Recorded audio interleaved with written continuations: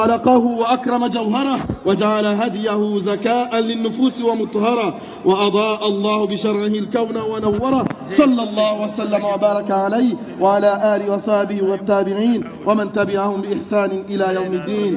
يا أيها الذين آمنوا اتقوا الله وكونوا مع الصادقين وتوكلوا على الله حق توكله ومن كثرت عليه الشرائع فليتمسك بالباب الجامع من قول رسول الله صلى الله عليه وسلم لا يزال لسانك رطبا من ذكر الله. Ô vous qui avez cru, craignez Allah et soyez avec les véridiques, serviteurs d'Allah. Placez votre confiance en Allah comme il se doit et que celui qui se sent submergé par la multitude des prescriptions religieuses et qu'il s'accroche à la porte universelle ouverte par le prophète sallam lorsqu'il dit que ta langue reste toujours humide du rappel d'Allah. Rappelle-toi toujours d'Allah, évoque Allah. أيها المؤمنون أنفقوا مما رزقكم الله من قبل أن يأتي يوم لا بيع فيه ولا خلة ولا شفاعة واعلموا أن رسول الله صلى الله عليه وسلم قد فرض لكم زكاة الفطر على الحر والعبد والذكر والأنثى والصغير والكبير مما يدرك ليلة العيد وعنده ما يزيد عن قوته وقوت عياله.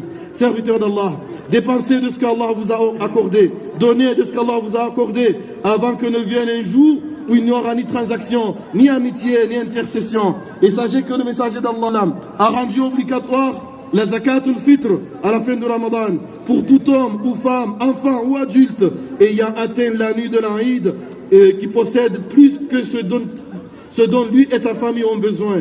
Elle purifie le jeûneur de ses manquements et nourrit les nécessiteux. Celui qui la verse avant la prière de l'Aïd, donc celui qui l'a versé avant la prière de l'Aïd, elle lui sera comptée comme la zakat al-fitr et elle sera acceptée comme telle. Celui qui la donne après l'Aïd, après la prière de l'Aïd, et ce ne sera qu'une aumône parmi d'autres, mais il doit quand même la sortir. Donc ceux qui ne l'ont pas sortie, vous devez quand même la sortir. Enfin, serviteurs d'Allah, multipliez les prières et les salutations sur le prophète sallallahu alayhi wa sallam, celui vers qui les arbres se sont inclinés, celui dans les mains duquel les cailloux ont glorifié Allah, celui à qui les pierres ont adressé leur salut. Par son geste, la lune s'est fendue et le tronc du palmier a gémi à son éloignement. Allah l'a révélé jusqu'au Sidratul Muntaha. Allah l'a élevé jusqu'à Sidratul Muntaha, l'arbre céleste ultime. Il a purifié son cœur et lui a accordé une direction, une qibla, vers laquelle il se tourne avec satisfaction. Allah a prié sur lui, les anges du ciel se parent de sa prière.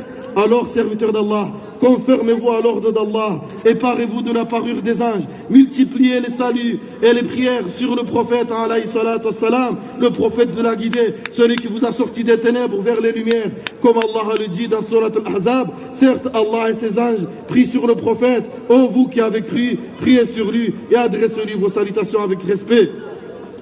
وصلوا وسلموا عباد الله على من ساءت الشجر إليه وسبحت الحصى في يديه وسلم الحجر عليه وانشق القمر بإشارته وحن الجذع لعبارته وأحله الله من السماء سدرة منتهى وطيب قلبه فولاه قبلة يرضاها فإن الله عليه قد صلى والملأ الأعلى بالصلاة عليه تحلى فبأمر الله تجلوا وبحلية الملائكة تحلوا فقد قال عز من قائل سبحانه قائلا عليما إن الله ملائكته يصلون على النبي يا أيها الذين آمنوا صلوا عليه وسلموا تسليما اللهم صل وسلم على سيدنا محمد وعلى آل سيدنا محمد كما صليت على إبراهيم وعلى آل إبراهيم إنك حميد مجيد اللهم بارك على سيدنا محمد وعلى آل سيدنا